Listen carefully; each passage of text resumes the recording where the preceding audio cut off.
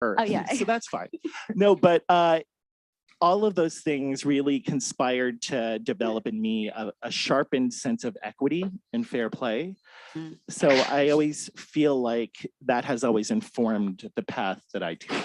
So, I mean, I shared my own kind of creation myth, but I really think it was growing up in the way that I did that really made me want to fight for the people who couldn't fight for themselves.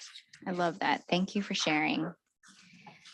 I would also like to introduce Mary Perez Hattori, who is joining us from Hawaii, which I believe it is about lunchtime there. Is that right?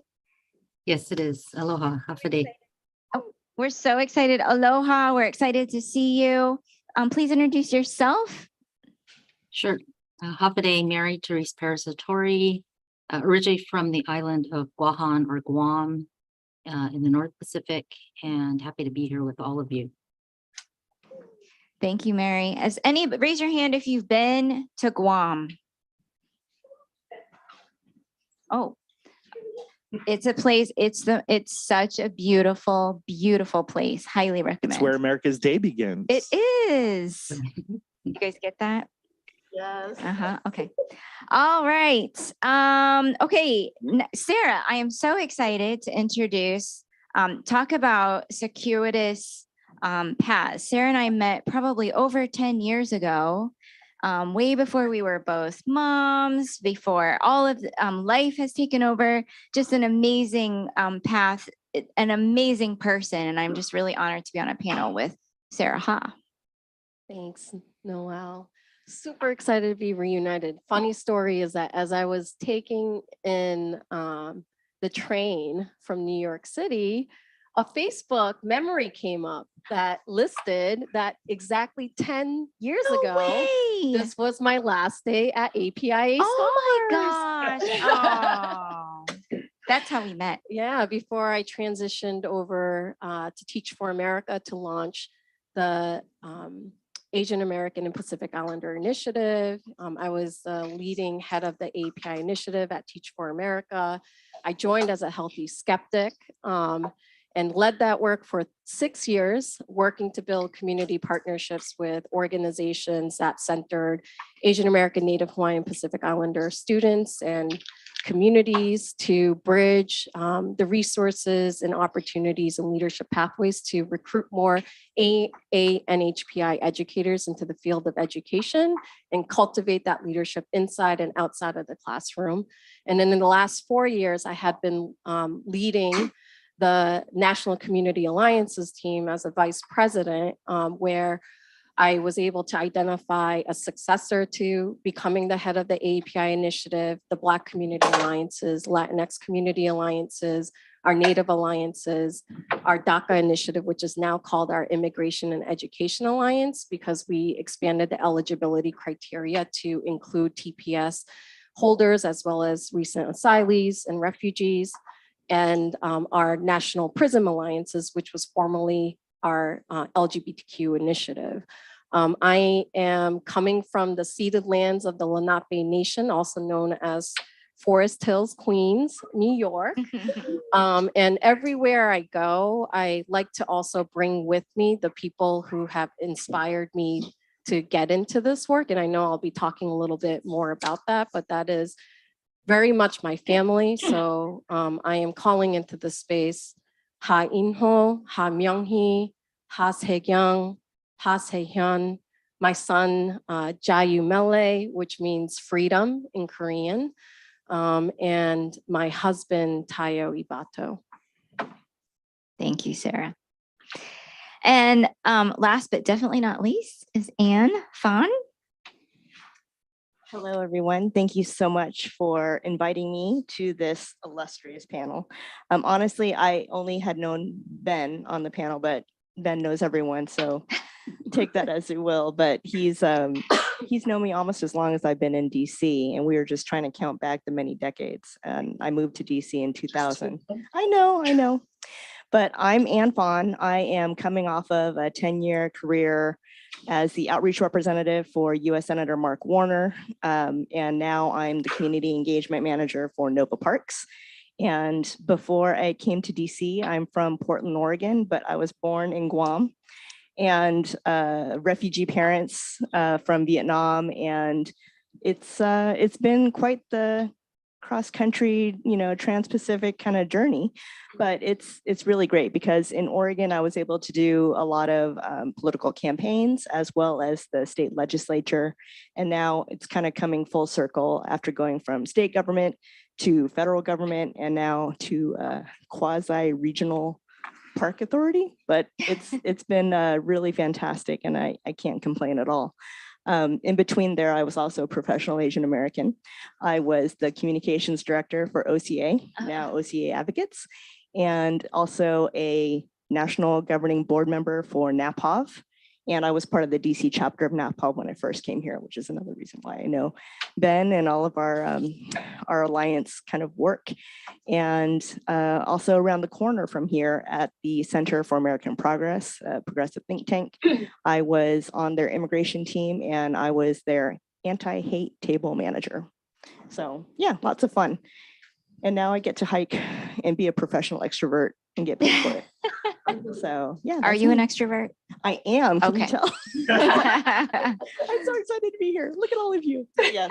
Well, you have a really, I hope you were taking notes. I wasn't going to share, but I am, because hearing all of their backgrounds, I think you have a very interesting panel from which to ask questions. So I am adopted. My parents are white people from Iowa. Has anybody ever been to Iowa? Okay, well, I know you guys have. Very important state.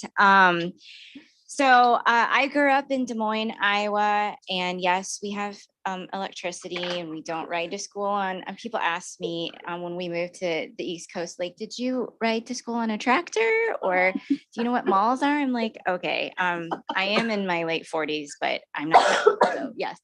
And so I have also gone on a journey with my own identity. Certainly all of my family is white and have grown up in very white environments, married an African-American man and have a young daughter. She's not young anymore, sadly, she's almost 10, but who is biracial. And so stepped into the work. So my background is in student affairs. Anybody a resident assistant in college? Do you know who your resident assistant was in college? Okay. And I worked in college athletics for a long time. And I worked a lot with students who are from Forest Hills, New York, and places who are coming to predominantly white campuses in their athletic careers, but were not having the experience of that they should have been having. So that was really where my work began, and then really entered this other space here in DC, where I was working with communities actually in economic development of cities as it pertained to students who were graduating. So what is a city's health based on the population that has a college education, a 2 or a 4-year degree. And then that led me to work with APIA scholars, how I met Sarah quite a while ago, and then got into the work that I'm in now. APIA Scholars is our only national scholarship organization for Asian AANHPI students.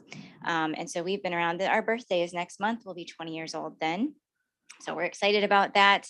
But I wanted you to hear, we are a very diverse group, which is to your advantage this evening as we talk about pathways. So I want to get started and just ask each one of the panelists to talk about what inspired you to get involved in public service.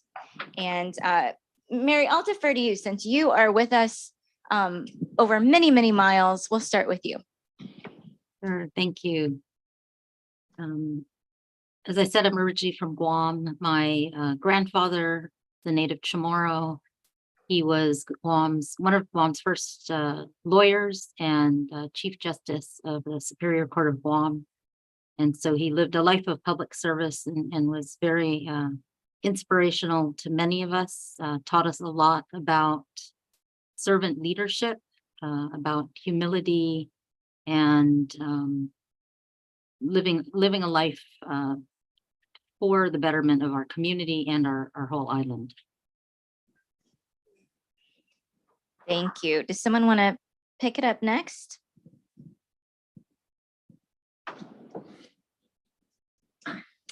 Mine is a little bit similar.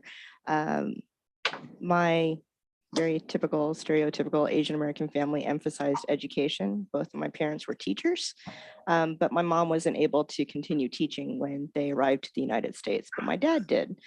He had actually gone to school in the United States before he actually immigrated here, and he got his librarian sciences degree from Syracuse, and was able to bring the whole family over after he got a job as the first English as a second language teacher in Portland, Oregon. And a couple of things, he taught ESL, but he also taught US government. And I like to think that it started this whole bug with me being interested in public policy and politics and public service through what he was teaching, because I helped him grade his papers when I was really, really small. Finding out about the 3 branches of government and all of that, it just left a very core memory for me. But he was also union because he was a public school teacher. And even though my family are all Republicans, he voted Democrat because he was union. And it kind of, rubbed off on me in probably a more significant way than they ever anticipated, because I was very, very outspoken about my political beliefs when I was very small, but it's only snowballed since then. Thank you for sharing. I'm going to start quoting Ben. So I was actually one of those folks that were writing down something you said that really inspired me. I think you referenced how letting the journey take you where it will, like strongly resonated with me, because when I was in college, I didn't initially think about going into public service. I didn't even know what public service was. I'm a child of Korean immigrant parents. I'm a satellite child. I was formerly an English language learner. I came from a low income background. I went to a predominantly white institution, Boston College. And I was the first in my family to go to college. My mom graduated. She didn't even graduate with a high school diploma. My dad did. They were among the first in their families to immigrate to Worcester, Massachusetts. And I went to a predominantly Black, Latinx, and a working white class school. There weren't many Korean American students like me at my school. My sister and I were the only 2. And it wasn't until I got to college that I realized what my family didn't have. All my life, I grew up sharing a bed with my sister that was a year younger than me, and my brother, who was 11 years younger, with him. I was a caregiver for both of them while my parents juggled 3 separate jobs together to make a life and fight for a future for us. I grew up with no heat. And when I got to Boston College and for the first time saw and was able to access a community of other peers that looked like me, had shared experiences, I felt isolated because I couldn't talk about the guilt that I experienced going to college and thinking, wow, this is for the first time I have a bed of my own, sharing a bed in my dorm. I have heat while my family didn't have access to heat. And while my peers were able to access opportunities for other extracurriculars or even engage in their social life, I would be voluntold into taking food safety tests so that my mother's restaurant, where she was a waitress at, could continue to run, because the tests at the time weren't translated, weren't being offered in Korean. So the restaurant owners would not have been able to access the exams to be able to run their business. My dad would have me come home to tutor kids who are recent immigrants from Korea. And then I think because of the poverty with which I lived in, the place where I felt the greatest connection was with a battered women's homeless shelter.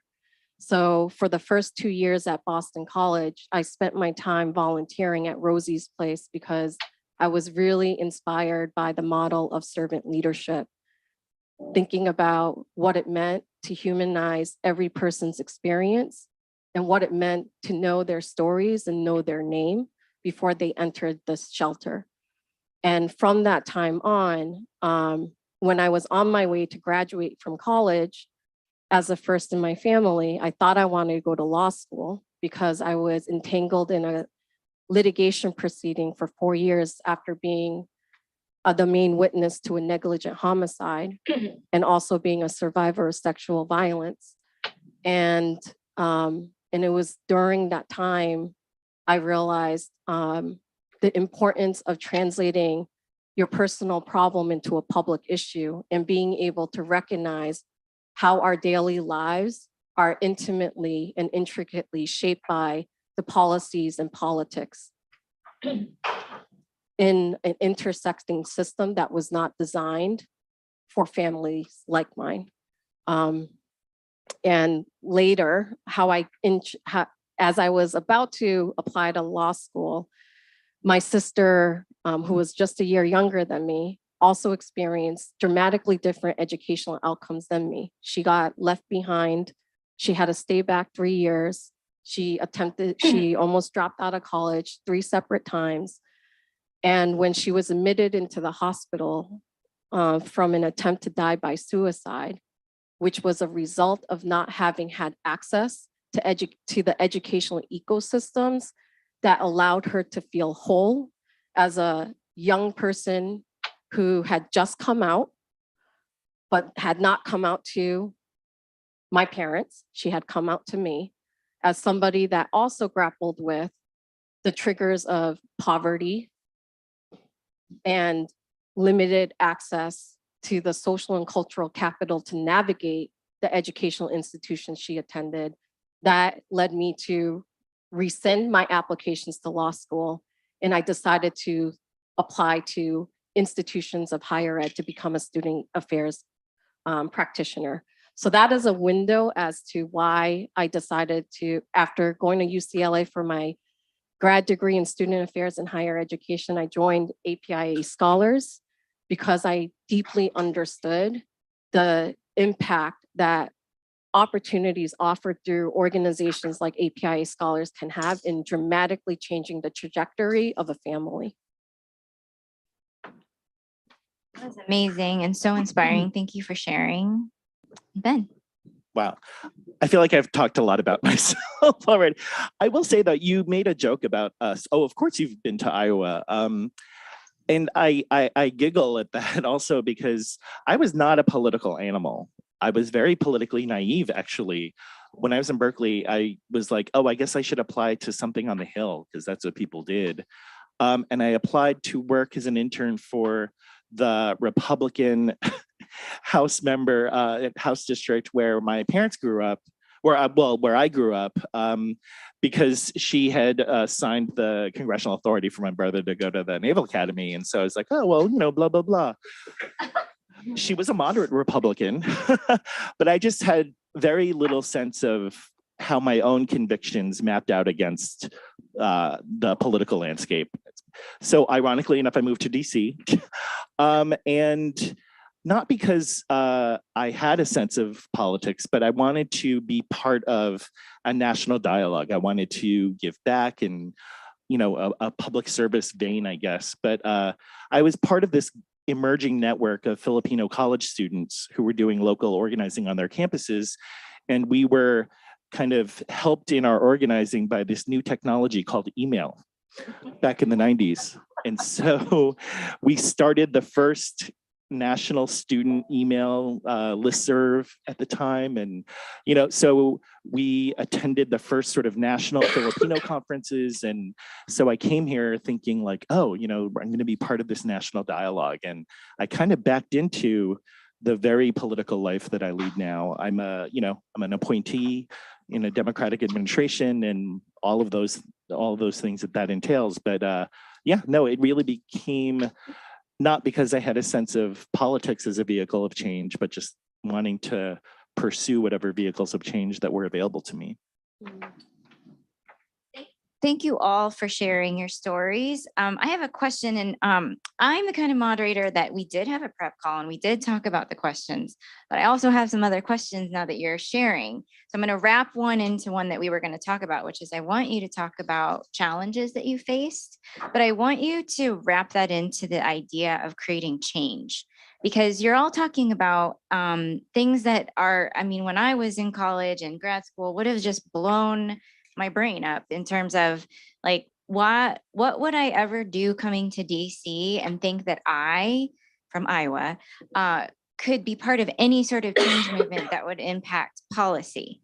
And now I work with a team, not me, but my team has worked on, you know, making sure that we have different boxes to check on the FAFSA. Like, that is huge, right? Because people are going to be able to identify with who they actually are on the FAFSA. Like, whoa, you know, and my mom's like, I don't even know what a FAFSA is, but it sounds very exciting. Congratulations, all of that. But I do think to unpack a little bit, challenges that you have faced in your roles and how you have impacted change, and humility is part of our DNA.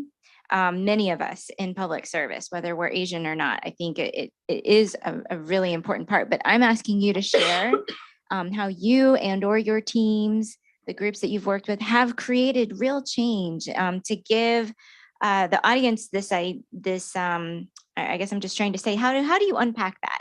How do you get from the stories that you've all shared to now working in such important roles where you're actually impacting real change? And what obstacles did you face along the way? Since I threw that out there, just anybody can answer. If you need a little more time or you want to jump in. Ben. Just kidding. No, I can go, and you probably need to prompt us and just tell us what to do. Well, no, and I say that because my biggest challenge has been kind of approaching this work through humility. You know, I think that, well, and that sounds weird, but it is, I'm not a good advocate for myself, right? Like I can fight for the, you know, the underdog or whatever, but, you know, I was not the one who, I mean, I was out at work, for example, as an openly gay man, but like, you know, did I need to bring that politic into the Asian American civil rights space that I was in? And so we didn't call it intersectionality back then. Kim Crenshaw, I think, was still at UCLA Law School. But, you know, we called it different things, right? But when a colleague at the Asian Pacific American Legal Center in LA forced us as a coalition of civil rights groups representing Asian Americans, Native Hawaiians, and Pacific Islanders to think about marriage equality. This was like in the early 2000s, right? It was one thing to kind of live your life as your identity, but to bring that identity and advocate for it and to push for this policy issue that I was still very private about. I don't think I had come out, I guess I had already come out to my parents, but, you know, relying on that allyship to be able to let me say, yes, LGBT equality is an important part of our work as Asian American, you know, civil rights advocates. And this is what it looks like because this is my life, you know? So, but I think the fear of bringing yourself and your whole self to your work, that's something that I think in some ways I still kind of try to grapple with. Obstacle. Thank you. And we can reframe this too, if it's uncomfortable to think about like, what have I done? But what have you been part of? What have you have been part of things that have created change. And you just gave an example, then I think of the tension between being yourself and moving something forward and having to make a choice. You made a choice at some point that you were going to do that. And that's very brave and courageous. Mary Ann? As the kids say, that was a decision. Mhm. It was a choice. And for me, the series of choices that I was faced with just happened at different points in time in my life. So if you didn't know, Portland, Oregon is one of the whitest cities in the whole country. And it was my dad's job to teach all the refugee and immigrant kids that would come through Portland. So he was the teacher for so many different backgrounds of students. And I think for not just him, but for the whole family, that was an exposure to cultures and communities that we otherwise never would have interacted with, because just like any other immigrant community, you're kind of insulated. You stick with, like other people in your ethnic group. And that always bugged me so much, because even at a young age, I felt like my parents were like being taken advantage of, because they would only go to, Vietnamese grocery stores. They would only go to Vietnamese mechanics. They would, only like patronize those kinds of businesses. And it was what they were comfortable with. And I was like, but you're disregarding an entire, rainbow of people and cultures and communities, because you're just limiting yourself to this one thing. So I always felt like the challenge of trying to expand my parents' perspective of going outside of the Vietnamese American community in a really, really, really white town was one thing. The other was I felt, having been a professional in parentheses, angry Asian American activist, was a really good breeding ground and incubation for me to go out into the wider, like mainstream realm of public policy. And I say that with utmost affection because of, like I said, that totally white upbringing.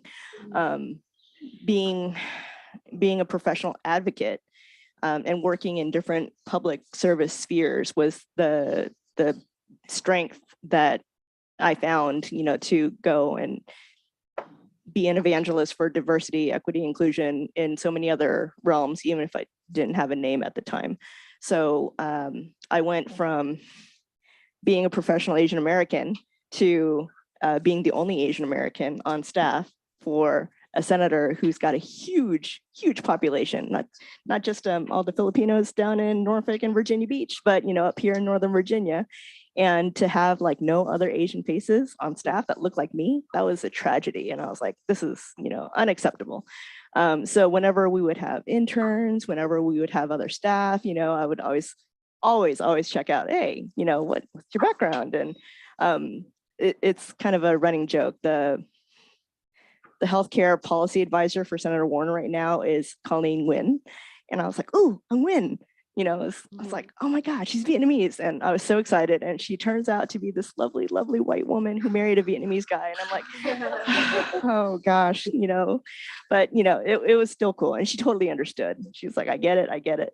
But having that kind of strength from the community to take into like the whole mainstream area and advocating for that kind of diversity and inclusion is something that I face every day. So now I'm at a regional park authority, and let me tell you, maybe the whole environmental justice movement too is predominantly white, but it's changing. And I'm happy to not just witness that change, but also nurture it too. One of the things that I'm doing, a challenge that I've met is being more inclusive as a park authority. You don't always necessarily think, oh, people of color are using parks, are going hiking. But I mean, the populations of immigrant communities going fishing, using open public spaces during the pandemic as like places of worship or like just for family gatherings is exponential. And I'm happy to be tapping into that right now. And thank you. We're going to touch on representation and the importance of that in a second. But Mary? Thank you, Cheryl. Sure. One cultural norm that I think is common to many Pacific Islander cultures and perhaps to Asian cultures as well. And it's a challenge for us. It's part of our culture, but sometimes it holds us back, and that's humility, right? So out of a sense of humility, when I was working at the one of the largest community colleges here, where I was the director for information technology for about 12 years at that community college, we were concerned because the leadership in terms of department chairs, deans, leadership on the college did not reflect our population. There are very few Pacific Islanders and Native Hawaiians moving into leadership, partly because the word leader wasn't something that we embraced. We're not comfortable using that word because of humility, which is a virtue in many of our cultures. And so we developed professional development courses, workshops to nurture leaders, and we use servant leadership. And we did not use the word leader when we were marketing this program. It was an institute. And we used culturally sustaining principles, and we used our own Pacific Islander cultures and our cultural values and norms, and connected it to Western models like servant leadership, which is actually an American model. But we used that as a bridge to help people understand that they could have a role as a servant leader. So if we could reframe or change the language and reframe our professional development, our leadership development, it would be one way to bring more Native Hawaiians and other Pacific Islanders into leadership. And it was our first institute. Out of our first institute, we now have 2 or 3 deans, department chairs, and people who are making significant changes to their institutions, and not just that college, but across this state. Thank you. That's awesome. Thank you so much for sharing that, because what a journey. And then you actually have, you gave this amazing example with actual folks that have come through there who have been inspired to go into leadership. So thank you so much for sharing. And I keep looking at you. I'm not even sure that you can see me, but I'm looking at her. So Sarah. Much of what Mary, aspects of what Mary shared also feel reflective of some of the obstacles or challenges that I've experienced. And I think to add on to that, I would name like imposter syndrome, like really came up for me. I remember when I made the difficult decision to transition from APIA scholars to then join Teach for America as the head of the API initiative. One of the things that struck me was the transition from going from an organization where there was shared language, shared experience. Like I didn't have to explain myself. I didn't have to explain the critical issues impacting underserved AANHPI students and communities more broadly. And then to transition to an organization that was much more like mainstream. And then thinking, who am I to be at the leading helm of pioneering this new initiative at Teach for America? And I think the discomfort I also experienced was I'm an introvert. I think sometimes people challenge me. They're like, I don't think you're an introvert at all. I think I pass as an extrovert. I'm an introverted extrovert. And then I ended up having to It's a false binary. yeah, true. Thank you for that reminder. But I ended up having to assume a role that was very public, and the visibility to my role within my organization and externally created so much discomfort for me because I had to learn to take up space when I grew up in my household to navigate spaces with humility, to not rock the boat. But I was essentially asked to be in a role where I needed to speak truth to power and to make the invisible visible. And as I was sharing earlier, like I joined as a healthy skeptic, and I want to explain a little bit more about that. More than 10 years ago, I remember when Teach for America approached myself and another colleague on the programs team at APIA Scholars asking, hey, let's partner, right? And I remember before the prospective partner meeting with Teach for America, like I looked at the annual report. I didn't see the report disaggregating the data and validating the contributions of AANHPI teachers And I was like, I know there are some scholars or alumni of APIA scholars who are in your core. We exist in your program, but that is a micro exclusion.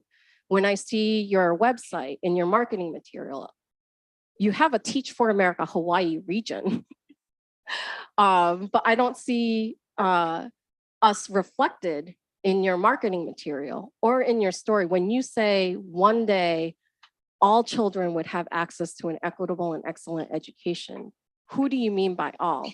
And because I was asking those questions, it later turned into a job opportunity. They're like, actually, because of your constructive feedback, we would love to ask you to join us and lead this work.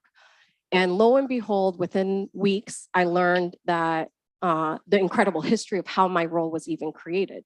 Over 100 Asian American, Native Hawaiian, Pacific Islander staff members at Teach for America had come together the year prior to put pressure on leadership, asserting the need for API outreach in education to support and help create a culture of belonging and inclusivity for our teachers and our alumni and our staff. And then also to help shape policy positions that impact AANHPI students and families more broadly. So I am proud that once I had joined, I was joined and supported by a very strong community of peers. And while it was really intimidating to help pioneer that, I leaned on a number of community leaders and advocates who had cultivated my leadership before I joined Teach for America. And in fact, like look to their mentorship and their support and their partnership with humility to help inform the changes so that Teach for America's policies, practices, and engagements were inclusive of our community. And since then, when I joined, I remember looking at data saying over 30 years ago, only 15 teachers in Teach for America's program identified as AANHPI. In the last year, more than 4,000 of our teachers nationwide identify as AANHPI. And when you look at the census data, as you all may be familiar, we're the fastest growing racial population in this country. However, when you look at school leader, the teacher workforce, school and systems leadership, and the broader public policy landscape, the leadership, the representation of our community isn't there. How many of you actually had an AANHPI teacher in your K through 12 education growing up? Oh, actually, I'm impressed. It's growing, actually, because I know like 10 years ago, I would only see one hand go up. How many of you have seen an AANHPI principal? 1, 2. And a superintendent in your district? 1, right? So less than 2.5% of our national teaching workforce identify as AANHPI, which is not congruent to the changing demographic of our student population. Less than 1% of school principals identify as AANHPI, while 78 to 82% are white principals. And 8% of CEOs of nonprofits identify as AANHPI, while 80% of them are led by white folks. And as a result of that, I was compelled to bring on and mobilize a coalition of AANHPI educators to bring forth initiatives that cultivated leadership into the classroom and even outside to go into public policy. So I just want to name one story that came up. I was deeply inspired by an education policy advocate at the Southeast Asian Resource Action Center, a good friend of mine who transitioned, but was like the co-chair of the AANHPI Education Committee. And back in 2017, I remember we were having a meeting and I was asking her to share with me like some of her challenges in her work. And she told me about a school visit she made in the Midwest I won't name the state. I won't name the state, but she mentioned like she went to the school visit, and there was a school principal doing a tour talking about their L program.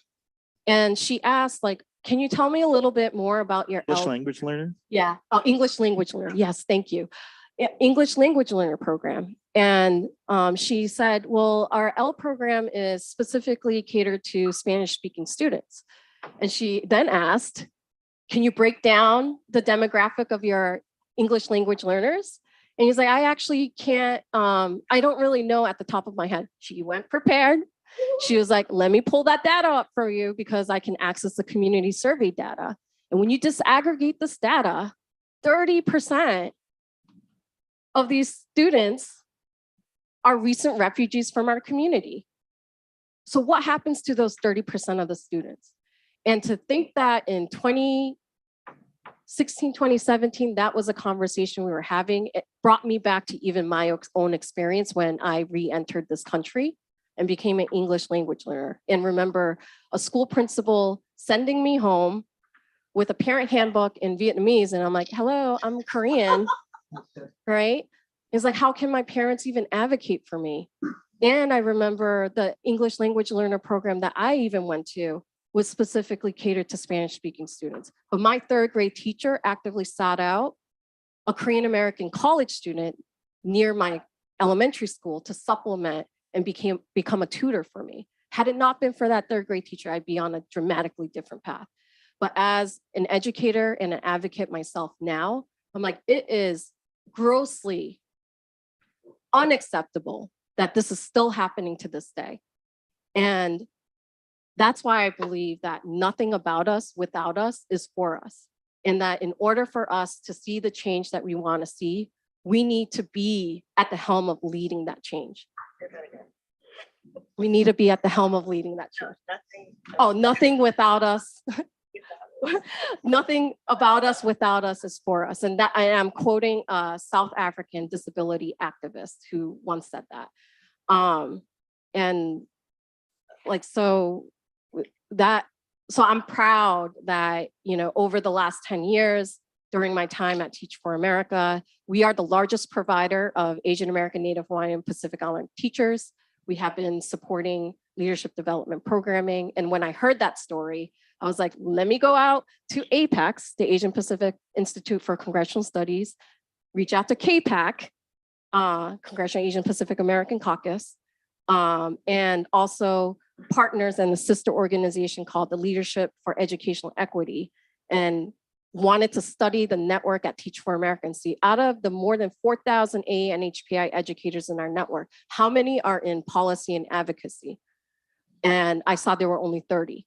So in 2018, I was like, let me white paper and hustle and find the funding and bring all of these folks together and say, like, if I can initiate a program, but know that, like, with humility, I don't have the expertise here, but let me find the experts who can, and build and ensure that our educators are accessing the pathways to get into that space, so we can dramatically transform our educational ecosystem to also include us. Inspiring. All of us take a deep sigh. I'm looking at the time, which is in military time, I see. And we are a bit over. So what I want to do is ask the panelists. Sarah has done such a great job of talking about the importance of representation. I think we've all been in rooms where we are representing all Asians, or we're in a room where we realize, wow, there's no one that knows our perspective or how we might be feeling, or we're being asked to represent other races as well. So I would love for any of the panelists invite you, if you have any kind of, it's not last words, but anything else that you want to say about the importance of representation to you. How have you made choices in your career, maybe that you were uncomfortable with, but you knew that it was a really important to choose representation over your personal comfort. I think you had started by talking about imposter syndrome.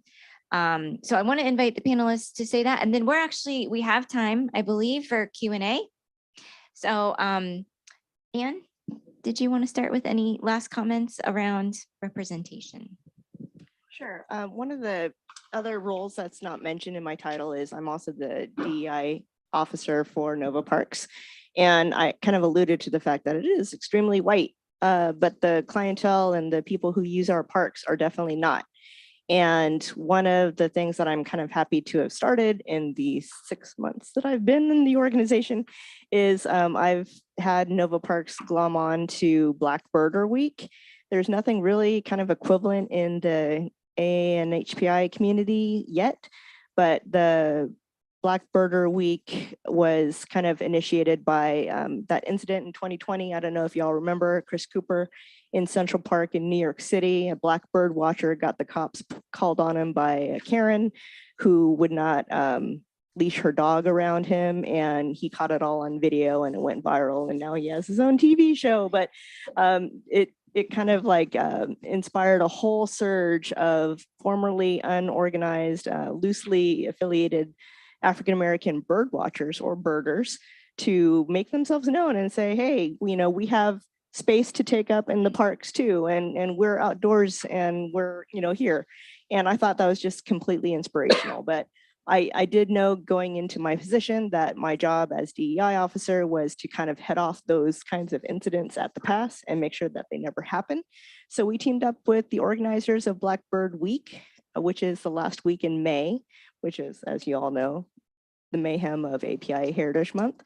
And we were the only Virginia partner with the organizers to do a Blackbirder event. And it was terrific. I'm an amateur birder myself, but we saw over 24 species and we recorded them all on our eMerlin app. And it was an educational and very enlightening experience for everyone, but also a good exercise in claiming that space. You're here for a reason, and taking up that space is not necessarily your responsibility or obligation, but it's also your privilege. Thank you so much. I thought for the very first half of everything you were saying burger. That's what I And I thought. was like really trying to process that. And then I realized I knew when you told the story, I was like, oh, she's saying bird. Got it. I think, did Mary freeze? I was gonna have Mary go next. Sorry, just my video froze. Can you hear my Yeah, is we can audio hear okay? your voice, yeah. Sure, sorry about that. We have a storm approaching. Oh, no worries. I mean, the joys of technology. It's amazing we're doing this panel with you in Hawaii anyway. So Mary, please. Sure, representation has always been a problem. I mean, I started as an IT director, the first Pacific Islander in the whole University of Hawaii system in directing IT, and the first female as well. So, and one of the few Pacific Islanders and women leading the Pacific Islands Development Program here. So one piece of advice is for all of us as we move up and occupy spaces of influence, to bring other people with us and to make opportunities for other people whenever possible, through mentoring, through coaching people, through job interviews, through sitting on selection committees, hiring contractors. Just do whatever you can to make space for other people. And I think if we all do that, it'll do a lot, bring diversity to this country much more quickly. Thank you, Mary. Ben? So when I was at the National Queer Asian Pacific Islander Alliance, we were fighting in 2013 for comprehensive immigration reform, right? If folks remember that year, the Senate took a vote on it. It wasn't going to go anywhere in the House. It was our role in the larger queer movement to make sure that LGBT organizations were involved as well. Because at that point, this was still pre-marriage equality, the only way in which the mainstream LGBT movement saw itself in the immigration fight was for the ability for binational couples to petition each other in the same way that straight couples can, right? So literally organizations that worked on immigration would have meetings where the American citizen, you know, you're around the corner, you introduce yourselves around a table or whatever. The American citizen would say, hi, my name is, you know, Joe, and I'm glad to be here. And he would skip over his non-citizen partner to turn it over to the next person to introduce themselves. And so immigrants were invisibilized, queer immigrants were invisibilized in that movement. And so we did a campaign to bring out stories of immigrants who were queer, who were affected by the immigration system in ways that were not related to marriage equality. Right, so there was this queer woman whose sister, they were Southeast Asian, and because of laws regarding aggravated felonies that were automatic grounds for deportation, this woman who was queer had her sister under orders for removal for literally, she was left holding the bag at a rave, and she had, like, you know, a bag of ecstasy with her. And so so you can't tell that queer woman that being torn apart from her sister and her family, from her straight sister who would have been deported, you can't tell that queer woman that the immigration system doesn't affect her and doesn't affect the queer community, right? So for us to be able to tell those stories and to give the progressive wing of the queer movement the kind of political cover to say, yes, we are endorsing the entire agenda of comprehensive immigration equality, not just to be able to bring my, you know, exotic partner here from such and such a country at the risk of sounding problematic. But it was work that really spoke to my experience as a child of immigrants, right? So that was kind of something that where representation mattered and where us as queer immigrants and the queer children of immigrants needed to be there to move that work forward. Thank you so much to each of you for sharing such personal stories, such reflective stories. Really appreciate that. We've talked a lot about community tonight.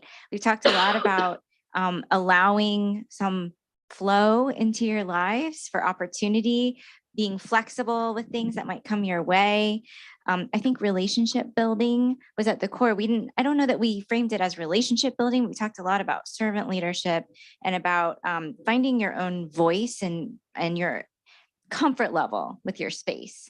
And then I think so nicely put by Mary, making sure that we are also bringing others behind us as well, pulling them up with us as we journey on. We are making sure that others are on the journey too. So I would love, and I'm very sorry, if without the time cards, I am the worst timekeeper ever. So I see we have like 8 minutes for questions, but I think we have some margin because there was some networking, but I feel like this is also good networking time too, is to hear the questions that you have for these amazing panelists who have had such an impact. And I'm not sure Hannah's going to tell me, no, Noelle, that's not what's happening right now. Totally good. First of all, let's give a huge round of applause for our amazing panelists here tonight, Noelle, Mary, Ben, Anne, and Sarah. You guys were so amazing, just sharing all of your experiences and just inspirational messages with the audience. So I know that we currently have about 10 minutes left for questions. So what's going to happen is we're going to be handing out audience surveys to all of our attendees here tonight. Your responses and feedback are super important and help keep programs like ours running. For our virtual attendees, I will be dropping the link for the survey in the chat box very shortly. While we are handing out the surveys, if folks do have questions in the audience, feel free to raise your hand. There are microphones actually attached on the ceiling above you, so you just need to stand up, project your voice a little, and we should all be able to hear you. And for our virtual attendees, if you have any questions, please drop them into the chat box.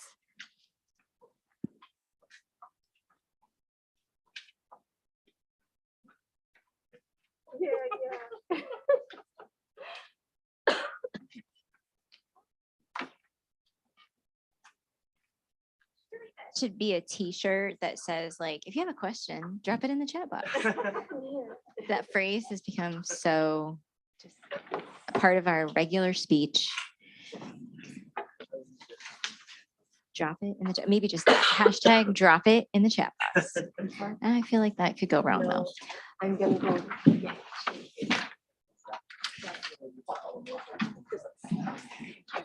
Are y'all just being shy tonight? Yay! I should have brought like a Snickers bar and I'd throw it out to you and be like, awesome. Yes, ma'am. Yeah, thank you so much. My name is Lori. I'm with CAPAL this summer, but I'm interning with the U.S. Forest Service. It's been an awesome summer learning from your studies. I'm super curious about that. One of my questions was, yes, you guys talked about community a lot. This is actually an event from yesterday. I'm stealing this question from someone, but I think it's so relevant here. I'm just wondering who or what challenges you guys to do more and just to continue in this work.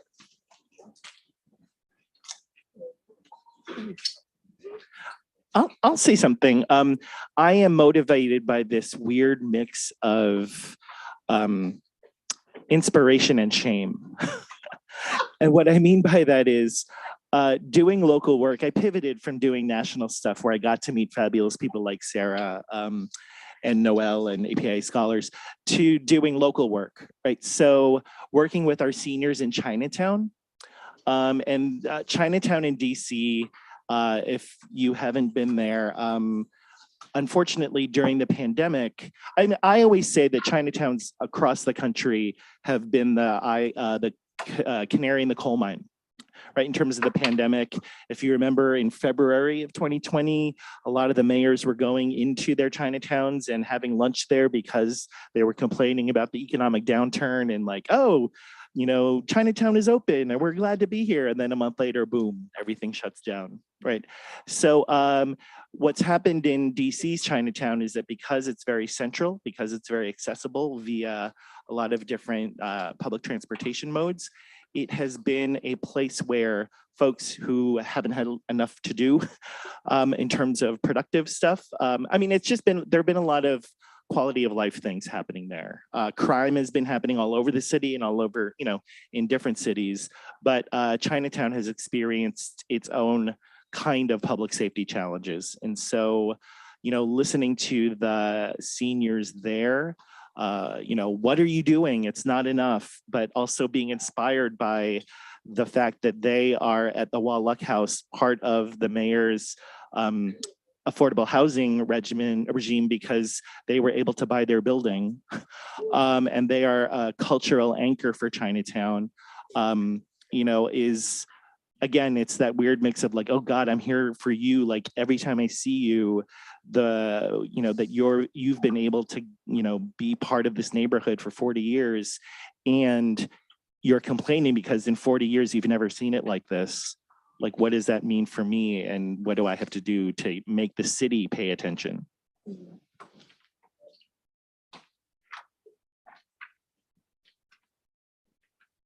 So I would say, given the decades of experience that I've got right now,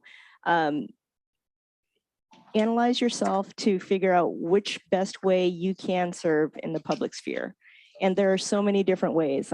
One of the first leadership programs that I ever did, I took a personality test in 1991. Oh my God, I'm dating myself. But I have consistently tested as an ENFP every single time. If you couldn't tell, I'm extroverted. And I totally get my energy from other people. But it's nice to be alone sometimes too, but mostly around other people because I'm kind of hyperactive and, you know, like a little ping pong ball. But figure out your leadership style after you have assessed your own strengths and personality, and then find where you fit. There's so many different ways to be a public leader. The things that come to mind immediately, aside, you know, obviously running for elected office, but boards, commissions, getting appointed. There's organizations that would welcome your time, your talent, your treasure. There are so many different causes, and it's just a matter of finding which one speaks to your soul and going with that. And I've been lucky enough, in that the work that I've done and do is all things that I feel, benefit the greater good. So it doesn't feel like work at all. It's really kind of quite nice, but don't forget your self-worth and get paid. Mary, still with us? Yes, still with you, but I didn't hear the last part of that question. She was asking about how you challenge yourself. Well, I think as a Pacific Islander, especially in American systems where we're such a minority, I use elements of my culture, wise sayings. There's a beautiful saying, "Irencha na latla I espirituta." Your heritage, our heritage, gives life to our spirit. And so I try to challenge myself to bring my Chamorro values into leadership and my Chamorro heritage. Whenever I feel a twinge of imposter syndrome, I remember that my heritage, my ancestors, generations of ancestors are with me, and I am leveraging all of their strength and all of their wisdom, and motivate myself to just embody all of that and do right by all of my ancestors, knowing that I will be an ancestor to future generations. It's beautiful. Thank you. Sarah? That is very beautiful. I don't know how to follow that. There's a number of things that are coming up, half-baked thoughts. One is like, don't underestimate the importance of building critical connections because all work is relational and you never know when it will come back around to support you, serve you. Reach out for mentors, build a cabinet of council members to support you in your career, as well as in your personal life. And going back to the imposter syndrome, I've been in this journey of trying to challenge that because I think imposter syndrome translates to assuming that there is a personal deficit, right? But in fact, as I've been stepping back and reflecting on it, it makes me think about how do the intersecting supremacies of white supremacy, heteronormative patriarchy, and colonialism, and etc. How has that informed the conditions to make us feel as though we don't belong? So if there's anything that you walk away with, like I hope you walk away recognizing your brilliance, that you come from a lineage of resilience and power. There are many, many trailblazers and pioneers and ancestors that hold you, whether they are in this room or not. You can probably count on us, like being a shield and also dreaming of the possibility of what you are going to be trailblazing for our collective futures. And then the last piece is take the time to continue to build your self-awareness. I think the pandemic has created a lot of challenges with mental health. And I know that talking about mental health is a huge stigma in our community. I know I talked a little bit about why that's also significant in my journey. And I wanted to actually share a quote with you, if I may. Because I think all of us, I don't want to project, but feel free to challenge me. But I do believe that we all as humans carry our childhood wounds, as well as the scars, wounds, and suffering, whatever you want to call it, from our parents and our ancestors. So there's a quote from Thich Nhat Hanh that I carry with me. That goes, "We know that the suffering inside us contains the suffering of our fathers, our mothers, and our ancestors. Our ancestors may not have had the chance to get in touch with the practice of mindfulness, which could help them transform their suffering. That is why they have transmitted their unresolved suffering to us. If we are able to understand that suffering and thereby transform it, we are healing our parents and our ancestors, as well as ourselves. Our suffering reflects the suffering of the world. Discrimination, exploitation, racism, sexism, homophobia, ableism, xenophobia, poverty, and fear cause a lot of suffering in those around us. Our suffering also reflects the suffering of others. We may be motivated by the desire to do something to help relieve the suffering of the world, especially for those of us going into public service. How can we do that without understanding the nature of suffering? If we understand our own suffering, it will become much easier for us to understand the suffering of others and of the world. We may have had the intention to do something or be someone that can help the world suffer less, but unless we can listen to and acknowledge our own suffering, we will not really be able to help.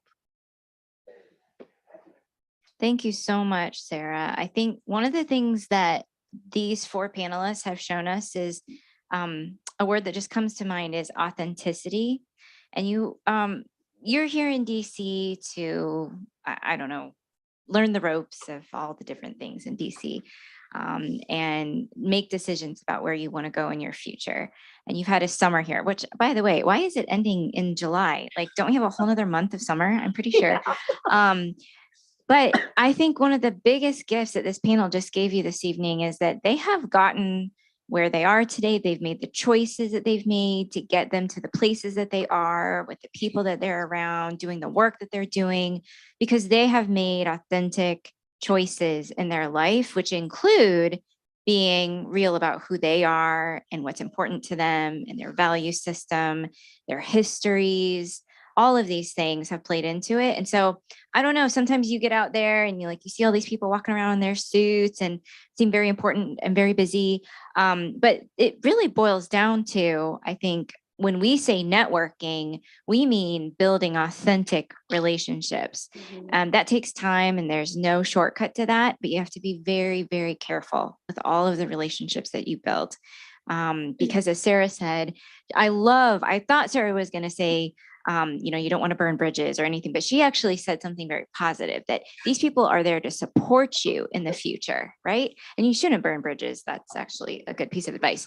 But there's also this other side, which is that Sarah and I haven't seen each other in 5, 6, 7 years. But we spent a real authentic time together 10, 12 years ago. And so now I'd like to see you more and talk to you more, but we were just saying life is very busy. But we have built a relationship that we can fall back on. And that goes for your working relationships and in your professional life and in your personal life. And some of your professional relationships will become like great friends, right? I think I feel that up here. You guys are great friends. And so that's another gift that you get along the way, is meeting people who share the same passions and values and pathway that you're on as well. So I'm going to turn it back to, I'm not sure who, Hannah, but nope. I'm going to turn it back to you, and I've just forgotten your name. I thought it said Kathy, and I was like, I'm sure that's not right. Colby, thank you so much. And I would just want to thank this panel one more time. It's amazing. They've just let you into this amazing window into their lives. And so want to really thank them for the time and for your just gift of sharing yourselves with us tonight. Thank you. And thanks, Mary. Let's thank our all-star panel. You. Thank you, Dr. Noel, for bringing us to a wonderful wrap. I wanted to say thank you to Anne. And Anne, you're going to be happy to know, a lot of tree lovers. We have 14 CAPAL interns this year who are at the Forest Service or somehow related to the environment. It's really great. Sarah, just really thoughtful reflections from you tonight. We were so appreciative of you taking the time to spend with us. Dr. Mary, I know you as a director of IT, you're definitely familiar with IT issues, so thank you for staying strong. I want you to know that your screenshot is very legal and everyone has really enjoyed you. So thank you for joining us from afar as well. Thank you to our virtual audience. Ben, I'm so glad that you're here to see what the Mayor's Grant is able to help support and for being a wonderful closing speaker and panelist. Thank you, panel, really, for choosing to spend the time with CAPAL tonight with all of us. As Dr. Noel mentioned, I think what was interesting to me is you all have relationships with each other in many ways, and it started in different professional associations and different groups. Those associations and friendships and relationships start in rooms like these. And so we encourage you to stick around and get to know each other and meet each other. This is our final WLP program for this summer. It comes back every summer, so stay in touch with us. There's going to be other CAPAL programming that's going to be happening this year. Follow us at CAPAL DC and on our social channels. I want to take the opportunity again to thank WAPIA, to thank Comcast, Verizon for hosting us tonight, Bonafide Masks, and particularly a special thank you to our phenomenal office interns, Sukmani, Rachel, Kevin, Millie. All of you have been helping us put our program these last 6 weeks. It's been quite the endeavor, and that's why we're not having more this summer. But again, other programming to come. Shama, it wouldn't happen without you. So thank you to our CAPAL staff. You helped bring this program back in person for the first time, and that's a huge endeavor. And Hannah, you relocated from Georgia to help us put on this program. You've been the backbone of WLP and all of our scholar internship programming. So a big hand for our volunteers and staff. So folks, that is all for tonight. We hope you stick around and spend time with us. Keep those masks on during the networking and mingling. Panelists, we're going to do a screenshot I think we're going to try to get Mary back on video here, so stick around with us. Folks, stay in touch with us, ask questions of the panelists, network, and have a wonderful evening. Oh, can I just say one more thing? Opportunities like this have been the backbone of my entire career. Being a part of groups like this, and not just being a part, but like staying together. This is a very important cohort because most rooms don't look like this. And so you have to be each other's support system through life, And I have over time been part of cohorts like this to do it, like a year-long thing. It's like, sounds kind of boring. Oh, your job is going to give you this chance to go be part of this institute or whatever. But I have met the most amazing people. We are like ride or die for each other. And these are just people from all over the country that you just meet in programs just like this. So I really encourage you. I'm not sure how much time you all spend together, but it's important, or it'd be great to like hang out with you and meet you tonight. But you guys have got to stay in touch. I hope you have lots of like social media exchanges and all of that. It's so important. I've literally seen generations of interns that have built cohorts together. We were talking about how 30 years ago, the issue of Ward's Cove in Seattle as a workers' rights issue brought together interns from 1994, and they're still kind of in our orbit, right? So, turn around, the people that are next to you could be your friends for life and your network, and they'll find you that job when you're down and out on your luck, or they might be that person that you crash with when you're in Iowa and you have no place else to go. Amazing. If they have like amazing sweet corn, I just want to say that. Awesome. All right. Thank you, panel. Thank you, everybody.